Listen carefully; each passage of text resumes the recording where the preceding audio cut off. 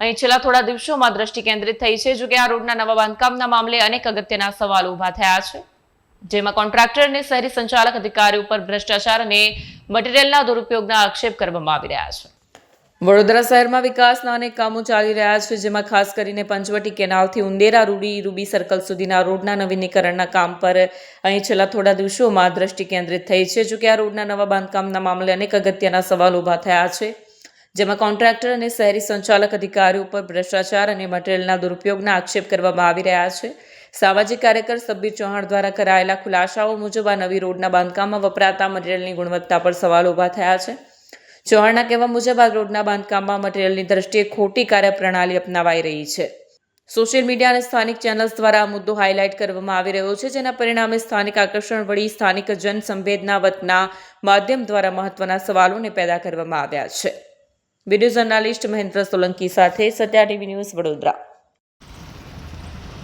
વડોદરા શહેરને વિકાસની વેગ આપવામાં આવે છે, પણ વિકાસની વેગ આપવામાં એવી રીતે આવે છે કે જોતું જાગ્યું ઉદાહરણ જે વર્ષો પછી આ રોડ બનેલો અને એ રોડ બનાવીને પાછો ખોદી કાઢવામાં આવે. એ ખોદવામાં એવી રીતે આવ્યો કે વડોદરા મહાનગરપાલિકા એવું બતાવે છે કે આ રોડ પર ડ્રેનેજ લાઈન નાખી છે, તેના લીધે હવે આ રોડ ખરાબ હાલતમાં છે, એટલે નવે ફરતી આ રોડ બનાવવામાં આવે.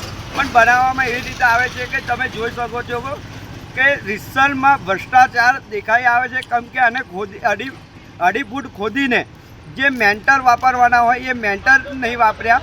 જે ટેન્ડર પ્રક્રિયા મુજબ જે રીત છે એ રીત નથી વાપરી. જેવી રીતે કે અમે સ્થળ મુલાકાત કરીને જોયું કે અહીંયા ડાયરેક્ટ રેતી વાપરવામાં આવે છે, રેતી વાપરીને ડાયરેક્ટ કપચી પાથરી દેવામાં આવે.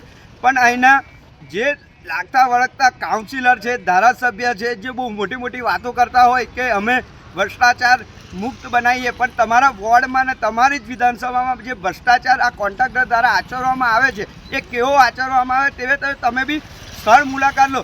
જ્યારે વડોદરા મહાનગરપાલિકા દ્વારા જે તે એન્જિનિયરને જે તે અધિકારીને આ રોડની જવાબદારી આપેલી હોય તે અધિકારી બી આ રોડ પર દેખાતા નહીં, કેમ કે એમની બી લાગે મિલીભગત હોય જે તે અધિકારીની એવી દેખાઈ આવે છે. ખાલી કોન્ટ્રાક્ટરના માણસો દેખાય છે અને કોન્ટ્રાક્ટરો દ્વારા અમારા જેવા સામાજિક જવાબ પૂછવા જાય ત્યારે આડેધડ જવાબ આપતા હોય અને કહે છે કે ટેન્ડરની પ્રક્રિયા મુજબ. પણ અમે આજ દિવસ સુધી આવો રોડ બનાવતા જોયો નહીં, કેમ કે અમે તો જોયો છે કે મેન્ટરની એવી બધી પ્રક્રિયા 4-5 જાતની પ્રક્રિયા હોય તે રીતે આ રોડ બનાવવામાં આવે છે.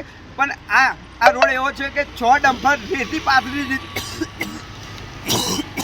6 ડમ્પર રેતી પાથરી દીધી ને એના ઉપર ખાલી કપચી પાથરી છે, એટલે બહુ મોટો ભ્રષ્ટાચાર આચરવામાં આવે છે તેવી દેખાય છે. તો મીડિયાના માધ્યમથી કહેવા માંગીએ છીએ કે જે તે અધિકારી લાગતા વળગતા અધિકારી હોય કે ધારાસભ્યશ્રી, કાઉન્સિલરશ્રી અને આપણા વડોદરા મહાનગરપાલિકાના મ્યુનિસિપલ કમિશનર આરએન મહેશ બાબુને કહેવા માંગે છે કે આ રોડ પર વિજિલન્સ તપાસ કરવામાં આવે ને જે તે અધિકારીએ ભ્રષ્ટાચાર કર્યો, જે કોન્ટ્રાક્ટરે ભ્રષ્ટાચાર આચર્યો છે તેના પર તાત્કાલિક ધોરણે કાર્યવાહી કરવામાં આવે. જો કરવામાં નહીં આવે તો આગામી દિવસોમાં અમે અમારી રીતથી કમિશનર જોડે જવાબ માંગીશું, કેમ કે આ રોડ કોઈના એ અધિકારી કે કોઈ કાઉન્સિલર કે ધારાસભ્યના ગજાના પૈસાના નથી. આ રોડ અમારા જેવા સામાજિકને આ પ્રજાના પૈસાના ટેક્સના પૈસાના રોડ બનતા હોય તો આ રોડ મજબૂત બનવો જોઈએ. જો આગામી દિવસમાં નહીં કરવામાં આવે તો અમારી રીતે જે તે અધિકારીને જવાબ બી અમે